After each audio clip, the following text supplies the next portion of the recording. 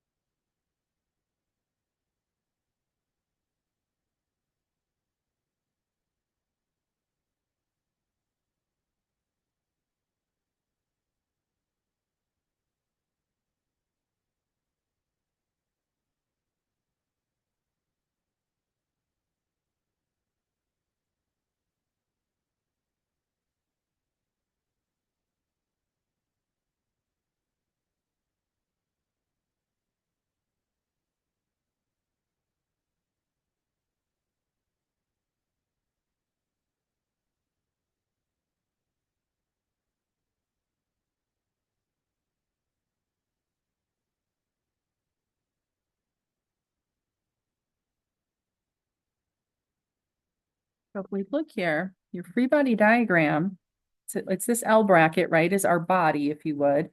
Our B is a cable pulling away from the body. But our dimension A here is 0.32, so it's taller this way. Everything else is the same, and we're going to have an X and a Y component at that pin at C. And then we're going to have B pulling away along that cable. I just called it B. You could call it, I guess, whatever you want. Some people they say tension in the cable, so maybe a T if you wanted to do that, totally fine. But then it's going to have a Y and an X component, and we're going to calculate the angle that it's at. And I chose alpha here because alpha will also be here, which can then, we can have our cosine with our X, our sine with our Y. So free body diagram. Any questions on the free body diagram as we see it here? And what's there? So a pin at C, cable at B. And we want to find out what B is, tension in that cable. So I called that B. So next step. So I got my free body diagram. Next step. Danielle, Tyler, what do you think the next step is? Next step is to solve for the components of the AX. Yes, so the next one is going to be components. So you called it AX and AY. I called mine B, whatever. It doesn't matter as long as you've got it labeled. Absolutely. So I need to figure out what angle it's at. So I'm going to calculate alpha. So tan alpha is equal to side opposite, which is my 0.32 meters, divided by my side adjacent, which is 0.24 meters. Meters cancel out. And my alpha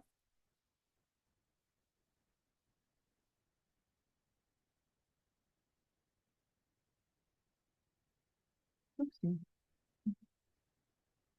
You get 53.1 again? Oopsie. 50, oh, we know that one. 53.1301 degrees. I need a couple more decimals. Okay. So now using that, I can get my X and Y components, right? And I'm going to have my X and Y at B in terms of the hypotenuse B. Okay. So Bx is going to be equal to the cosine of 53.1301 degrees times B. So Bx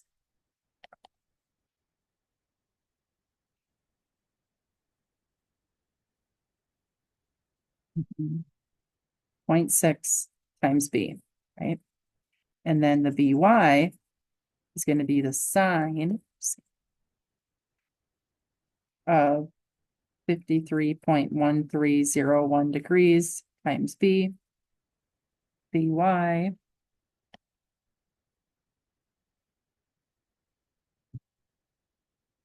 0.8 times B.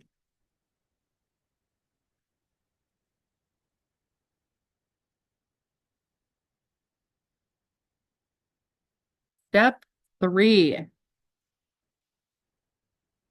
Back to my virtuals. Joshua, what are you thinking our next step is going to be? After we've got our components, what is the next step? You can put it in the thing here.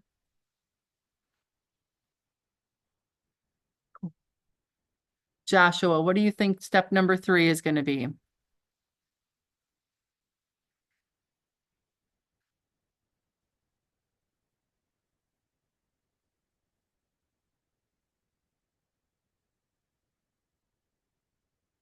Summation of the forces. Well, that's one of our options. I'm gonna go a level above and I'm just gonna say equations of equilibrium.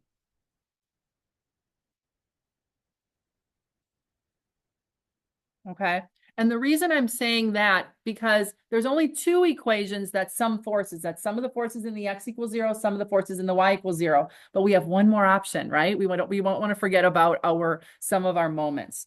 So there's some of the forces in the X equals 0, some of the forces in the Y equals 0, and then some moments around a point equal to 0. Those are going to be your next choices.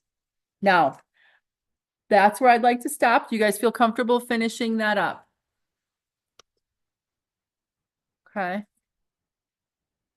And well, the thing about the equations of equilibrium as well, if one doesn't work out and you end up with 2 unknowns, go to the next one and then see how you do. And then you'll get to one, usually it's the moments, that you're then able to substitute back into the other to get the values. Okay. So I will let you finish up for oh, that was 415, wasn't it? 414 was the original problem that we did as a practice problem. All right.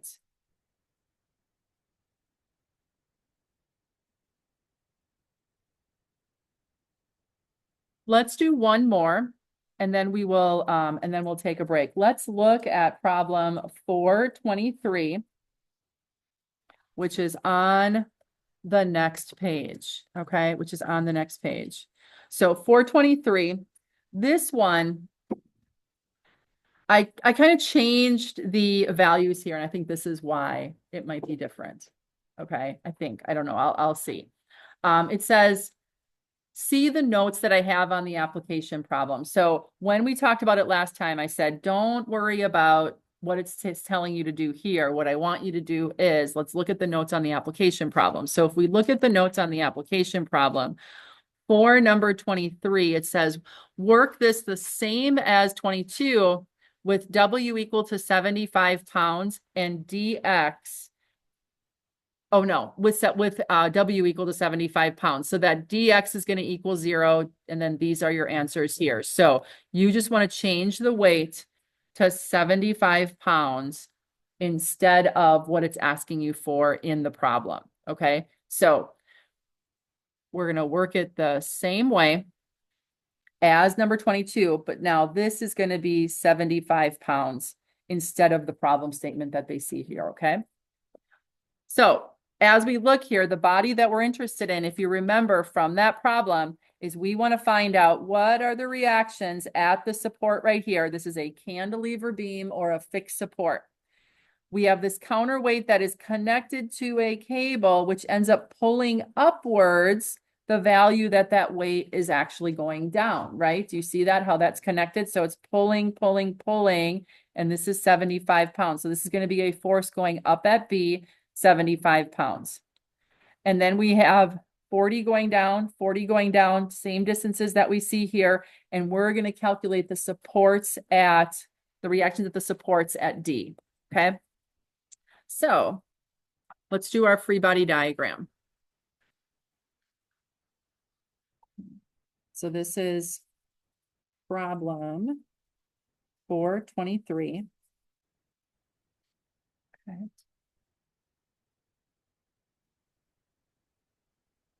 Put our convention in place, and then we're drawing our free body diagram from A to B to C to D.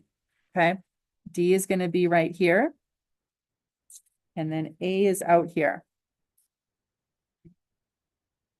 B, C is in the middle. So I'll go there, and then B is here. So A going down at A is 40 pounds. Going down at C, 40 pounds.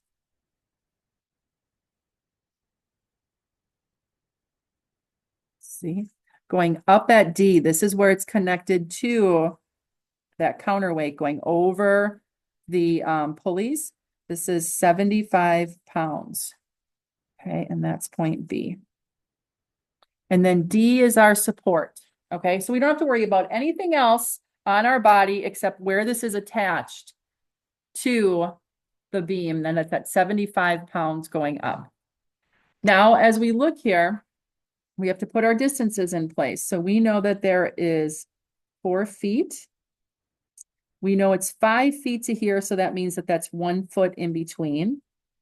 And then that would mean that there's 3 feet to the end. Cantilever beam, fixed support. If we go back to page 160, let me find that in here. This was that illustration of the different types of supports that we are going to commonly see. The one at the bottom here is that fixed support. It is going to have 3 reactions, an X, a Y, and a moment. Okay, an X, a Y, and a moment. So when I look at D here, I'm going to do an X and a Y.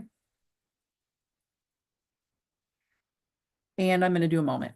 Okay, you have to have all 3 at D. Now, directions. It's not going to be super obvious. So I am just going to assume my DY going up, my DX going to the right, and my moment, I really don't know. This way, kind of feel like this one's out here. So I'm going to counteract that here. But it doesn't matter. This is the moment at D. Make sure that you label that just like that. There's an X, a Y, and a moment at that cantilever or that fixed support. You have to assume a direction for each. Don't worry if it's right or not. Our math will let us know. If we end up with a negative value, we just change the direction to opposite what we assumed. Okay. All right. So free body diagram. Done. Step number 2. Do I need to do components for this one? No, Jesse says, no, you don't. So you are correct. All of our forces are in the vertical or the horizontal, right? So we're good, X or Y. So then what's our next step then?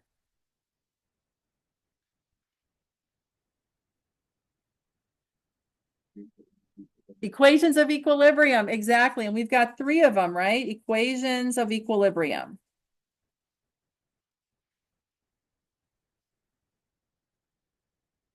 Okay.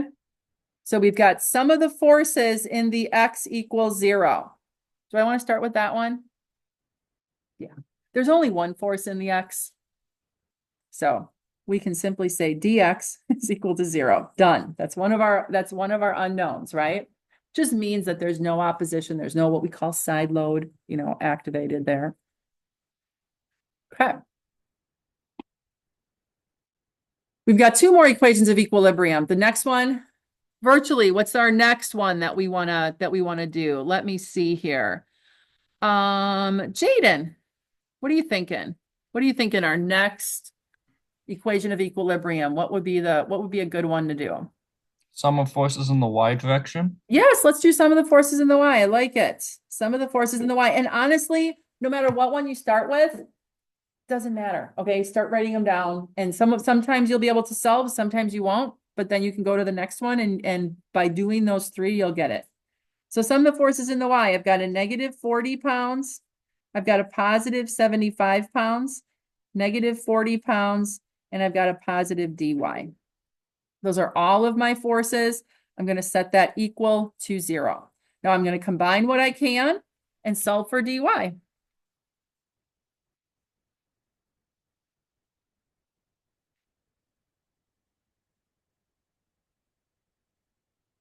The other side, so it's going to be negative 5 pounds.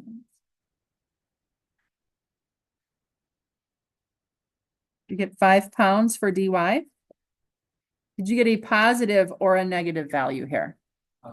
I got a positive value. So that means that the direction I assumed, which was up, positive if you would, but this positive does not correlate to direction. Remember, the positive as a final answer lets you know if you assumed the correct direction. Okay. And I did. So that's good. So I know that to be 5 pounds. Good. Okay. I've got one more reaction. We're not done. This is the one I'm going to do with you because this one's important. All right. This one acts just a little bit differently than other moments that we've had. So we need to solve for that internal moment. This is like a diving board here. This is all being held here. So these forces on the outside are causing rotation out here. So we have to be able to counteract that by how we're going to support it here. It might mean that this beam has to be like planted, if you would, or dug further in so that it has the ability to counteract that. It might be that we have a different type of a support that can counteract that moment, but we have to account for it. To do that, we're going to sum our moments about point D equal to 0. Okay. Now we're going to put our finger on D. The first thing we're going to write in this equation is the moment around D. This is going to be our only unknown. If you don't do that, you won't have anything to solve for. And then you're going to sneak it at the end and it's going to be like, So put it right at the beginning so you don't forget it. We have it assumed, or I assumed it to be clockwise. So that means I'm going to put a negative M sub D out front. And that's representing that moment at the support. Now that I've got that taken care of, then I'm going to go back up at the top. I'm going to hold this at D, and I am going to pull in the direction of the offset forces to then finish up my moment equation. So I'm going to have 40 times 8, okay? 40 pounds times 8 feet. It is going in a counterclockwise direction, so positive out front. So I've got moment at D by itself, just sitting out there. And then I've got 40 times 8. Then my next one is going to be 75. That is going in a clockwise direction times 5 feet. Counterclockwise means it's clockwise means it's negative out front here. Then I'm going to do my 40.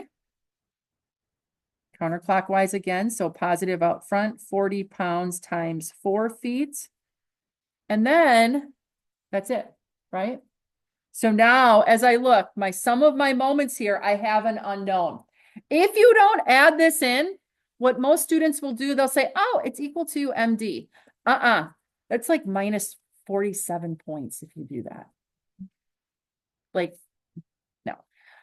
You want to set this equal to 0, just like we normally do, but look that you have an unknown. If you don't notice that you have an unknown, you forgot to add this in here because that's your only unknown. Okay, so I'm going to let you finish this one up and you should get the moments or the moment that you need. So if you go back here, don't check the back of the book in this one because we did change the values. So you'll get a dx is equal to 0, a dy is equal to 5, and you should get a moment at d equal to 105. And it should be in a clockwise direction. Okay. Very good. So what's going to happen here, and this is a good distinguishing factor again, since we know the answer is going to be in a clockwise direction, when you get your moment here, and I think I can see by the values, you should end up with a positive value.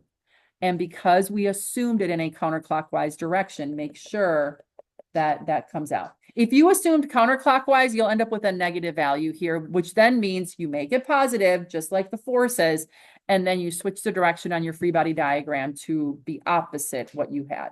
So your final direction should be clockwise. All right. I'm going to stop this recording here, and then we will finish up with the last problems that we have.